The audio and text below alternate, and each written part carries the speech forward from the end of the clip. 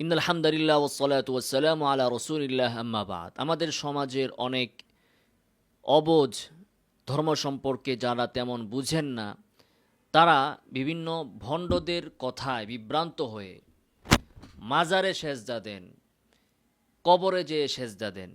এটাকে তারা সওয়াবের কাজ বা আল্লাহর অলিদের প্রতি শ্রদ্ধা ভক্তি প্রদর্শনের মাধ্যম বলে মনে করেন। অথচ আল্লাহ রাসূল সাল্লাল্লাহু আলাইহি ওয়াসাল্লামের সাহাবীগণ রাসূলের জীবদ্দশাতেও কেউ তাকে সেজদা করেননি এবং তিনি সেটার অনুমোদন দেননি। আর তার ওয়াফাতের পর তার কবরে যে কেউ কোনো দিন সেজদা দেননি। দেখুন, এই সংক্রান্ত একাধিক হাদিস সমূহের মধ্য থেকে একটি হাদিস আজকে আমি আলোচনা করব। 2140 নং হাদিস, সুনান আবি দাউদ। সুনান আবি দাউদের 2140 নং হাদিস। হাদিসটি এসেছে সাদ ইবনু কাইস থেকে, কাইস ইবনু সাদ থেকে। আল্লাহ রাসূল সাল্লাল্লাহু আলাইহি ওয়াসাল্লামের প্রখ্যাত সাহাবী কাইস ইবনু সাদ তিনি বলেন যে আমি হিয়ারা নামক জায়গায় আসলাম। আতাইতুল হিয়ারা। হিয়ারা হচ্ছে ইরাকের একটি প্রাচীন শহর।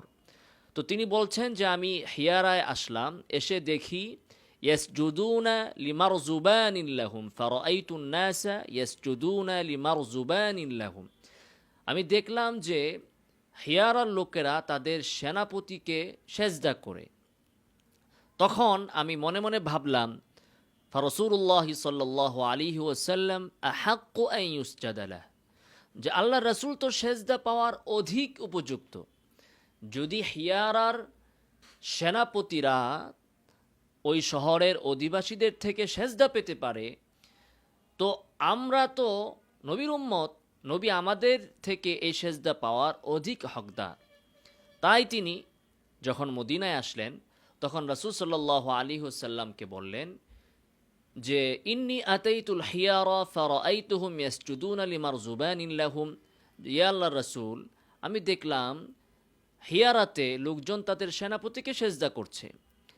ফাআনতা ইয়া রাসূলুল্লাহ আহাক্কু আন নাসজুদা লাক। হে আল্লাহর রাসূল, আপনি এই সেজদা পাওয়ার অধিক উপযুক্ত, আমরা আপনাকে সেজদা দেব। আল্লাহ রাসূল সাল্লাল্লাহু আলাইহি সাল্লাম তাকে কি উত্তর দিলেন? খুব সুন্দর করে তিনি বুঝালেন। তিনি বললেন যে আরাআইতা লাউ মারারতা বিকবরি আকুনতা তাসজুদু লাহ। যে হে কাইস ইবনে সাদ, তুমি যদি আমার কবরের পাশ দিয়ে যাও, তুমি কি কবরকে সেজদা করবে? দেখুন প্রশ্ন, দেখুন আল্লাহ রাসূল কি বলতেছেন, কি বুঝাতে চাচ্ছেন। তিনি সরাসরি বললেন না যে তুমি আমাকে সেজদা দিও না। প্রথমেই তিনি এই কথাটা বললেন না। প্রথমে তিনি তাকে বুঝালেন যুক্তি দিয়ে যে আজকে আমি জীবিত আছি, তাই তুমি আমাকে সাজদা দিতে পারো, এটা দেওয়া তোমার পক্ষে সম্ভব। কিন্তু যখন আমি মৃত্যুবরণ করব, তখন তুমি কিভাবে আমাকে সেজদা দিবে? তখন তুমি কি আমার কবরকে সেজদা করবে? তখন সাহাবী বললেন যে লা, না। তখন আল্লাহ রাসূল সাল্লাল্লাহু আলাইহি ওয়াসাল্লাম বললেন যে ফালা তাফআলু, তাহলে আমার জীবদ্দশাতেও আমাকে সেজদা করো না, যেহেতু আমার মৃত্যু আছে। আল্লাহ কোরআনেও বলেছেন ইন্নাকা মাইয়িত, হে নবী আপনি মৃত্যুবরণ করবেন। কুল্লু নাফসিন যায়কাতুল মাউত, প্রত্যেকটা প্রাণীরই মৃত্যু হবে। অতএব আমি তো চিরঞ্জীব নই, আমি তো মৃত্যুবরণ করব। তো আজকে তুমি আমাকে সেজদা দিতে পারো, কিন্তু আমার মৃত্যুর পরে তুমি কাকে সেজদা দিবে? কিভাবে আমাকে সেজদা দিবে? কবরকে যেয়ে সেজদা দিবে? সাহাবী বলল যে না, কবরকে কিভাবে আবার সেজদা দেয়? তো রাসূল বললেন ফালা তাফআলু, তাহলে আমার জীবদ্দশাতেও আমাকে সেজদা দিও না। কারণ সেজদা তুমি ওই সত্তাকে দাও যিনি হাই, যিনি চিরঞ্জীব, যিনি কোনোদিন কবরে যাবেন না, যিনি কোনোদিন মৃত্যুবরণ করবেন না, ওই সত্তাকেই তুমি সেজদা দিতে পারো। কিন্তু আমি নবী, মুহাম্মদ সাল্লাল্লাহু আলাইহি ওয়াসাল্লাম বলতেছেন যে দেখো আমি নবী, আমি তো মৃত্যুবরণ করব, তো আজকে যদি তুমি আমাকে সেজদা দাও, আমার মৃত্যুর পরে কিভাবে আমাকে সেজদা দিবে? দিতে পারবে না। অতএব যে প্রাণী মৃত্যুবরণ করে তাকে সেজদা দেওয়া যায় না। সেজদা পাওয়ার উপযুক্ত একমাত্র যিনি চিরঞ্জীব, আল্লাহ সুবহানাহু ওয়া তাআলা। অতএব রাসূল বললেন ফালা তাফআলু, তাহলে আমাকে জীবদ্দশাতেও সেজদা দিতে পারো না। নিষেধ করলেন, নাহির সিগা, হারাম। এরপর আল্লাহ রাসূল সাল্লাল্লাহু আলাইহি ওয়াসাল্লাম বললেন লাউ কুনতু আমিরান আহাদান আন ইয়াসজুদা লিআহাদিন লাআমারতুন নিসাআ আন ইয়াসজুদনা লিআজওয়াজিহিন্না লিমা জাআলাল্লাহু লাহুম আলাইহিন্না মিনাল হক। আল্লাহ রাসূল বলেন যে দেখো, আমি যদি পৃথিবীতে কোনো মানুষকে কোনো মানুষের সেজদা করার অনুমোদন দিতাম, তাহলে আমি নারীদেরকে অনুমতি দিতাম তারা যেন তাদের স্বামীদেরকে সেজদা করে। কেননা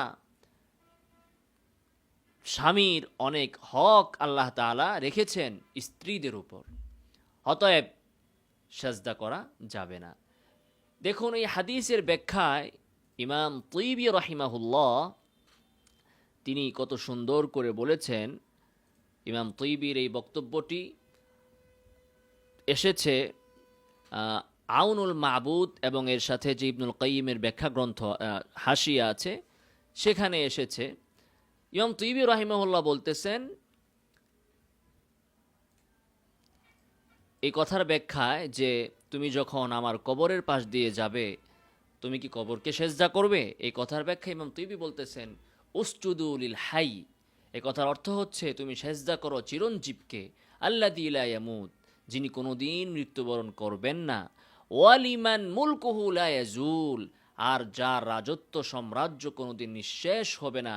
ফাইন্নাকা ইন্নামা তাসজুদু লিয়াল আন মাহাবাতান ওয়া ইজলালান, কারণ তুমি যদি আজ আমাকে সেজদা করো সম্মানের জন্য, ফাইদা সিরতু রাহিনা রামসিন ইমতানাতা আনহু, কিন্তু যখন আমি মৃত্যুবরণ করব তখন তুমি আমাকে আর সেজদা করতে পারবে না, অতএব আমাকে সেজদা করার কোনো সুযোগ নেই, সেজদা করতে হবে যিনি চিরঞ্জীব তাকে।